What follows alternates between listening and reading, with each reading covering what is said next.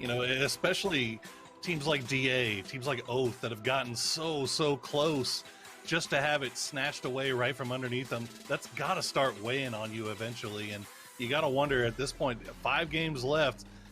Hopefully they were able to shake it off yesterday, whatever might have been building up, whatever pressure might have been there.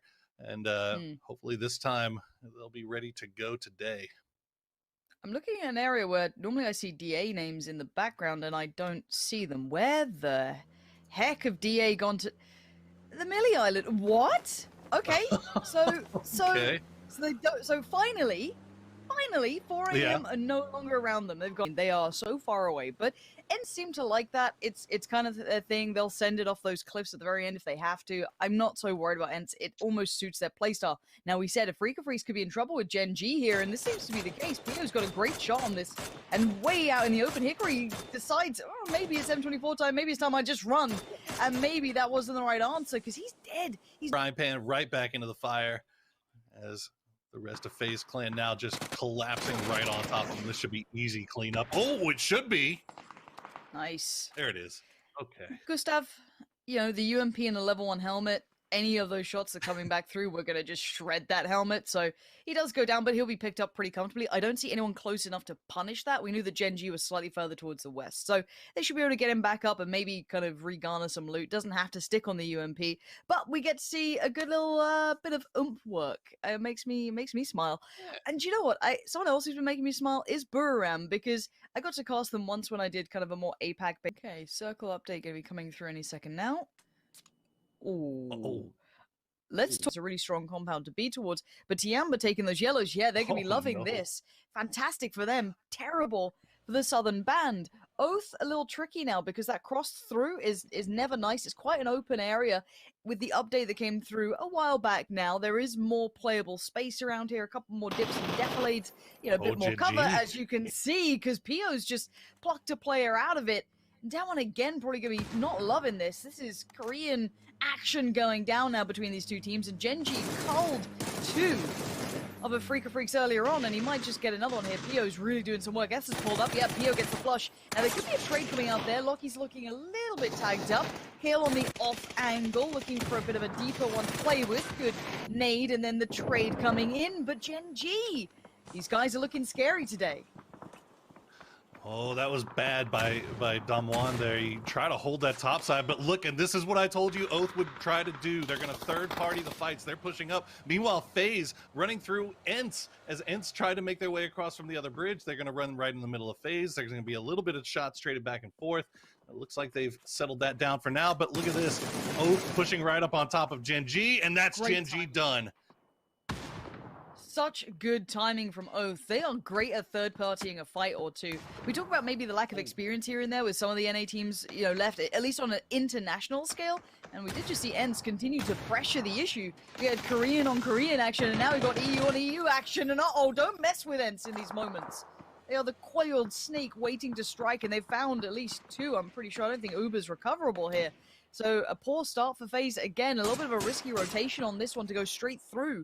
But Ence just hold the line. They're very comfy on this. But again, credit to Oath. I love the way they approached that.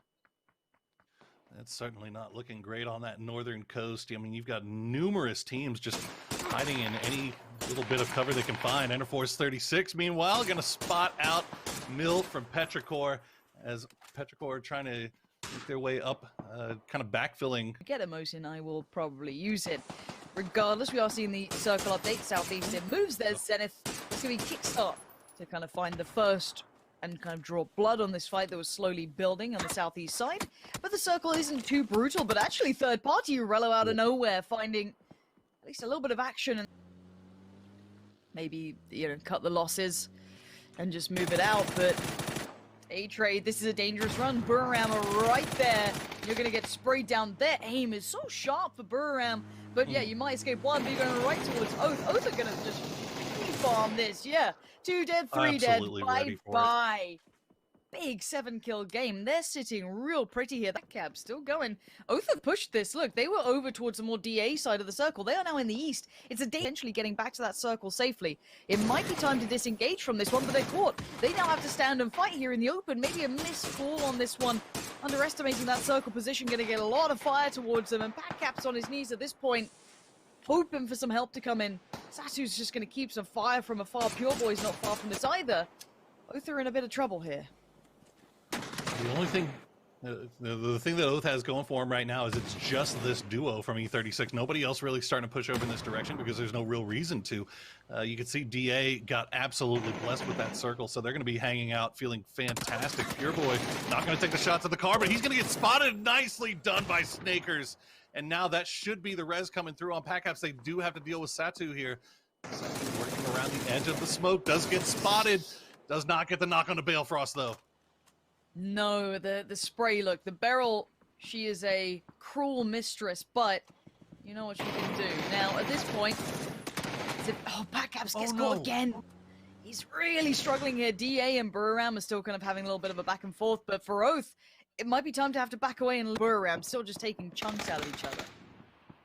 DA actually leaving their compound and bringing the fight right to Buriram, and they absolutely decimate them. Quick as you like. This is what we've come to expect from this digital athletics team. So violent and aggressive when they finally start to push here. Now LG Divine trying to trade back with Tianba. It's a 2v2. We'll see if LG can take care of these two players and maybe get their reses off to get back up to 4-up. Impressive work from DA there. The fine balance of when to be aggressive, it's a constant discussion point. But for now, we're looking at FaZe and Ence over towards the northeast further. FaZe, wrap it up, boys. Just wrap it up. Look, Gustav, you're a great player. It's not happening in this game right now, and he knows it. He's done for. Ence, 4 alive for Ence as well, and somewhat decent positioning. They've got the hill, the ridgeline that looks over down towards that fight. Zenith making their way through again. DetonatioN Gaming are gone. That's now down to 8 teams remaining, and this ditch is just deadly. Look at it. Zenith on one side, Ence on the other, and then quietly on the other side of things, Oath are even about to join in. Look at them in the vehicles. Oath are going mad today. They're just trying to take every fight, clean it up, secure some space. DA are probably loving this too, because they're sat there quietly keeping their 4 standing, taking the room.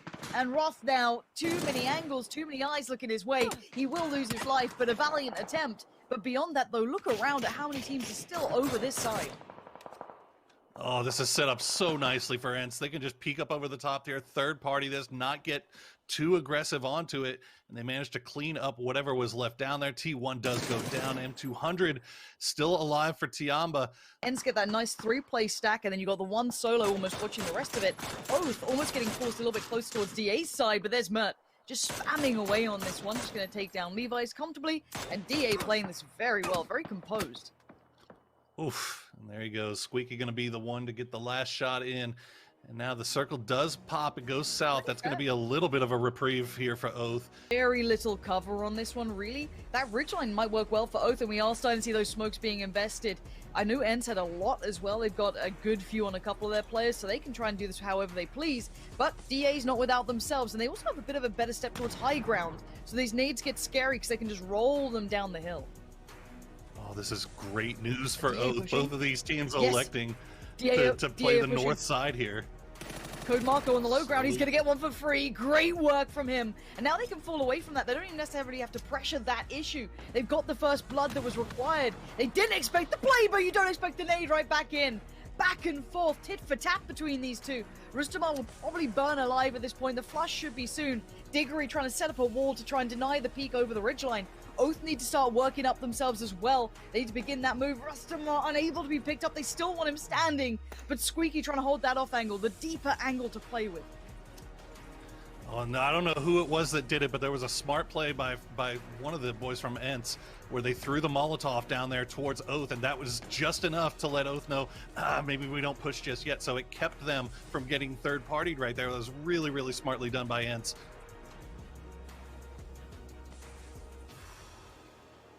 DA about to crest that hill. That's where things get scary. The smoke is keeping them safe for now.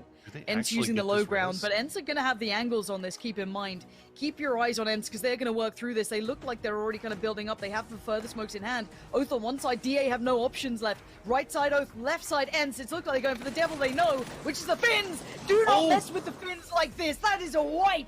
And now down to just one player. Smash still alive, but that's it. Can he do anything with this? Maybe Oath gets a little over aggressive, who knows? But Smash, he gets one, he sprays, he gets Oh my two! God! A third?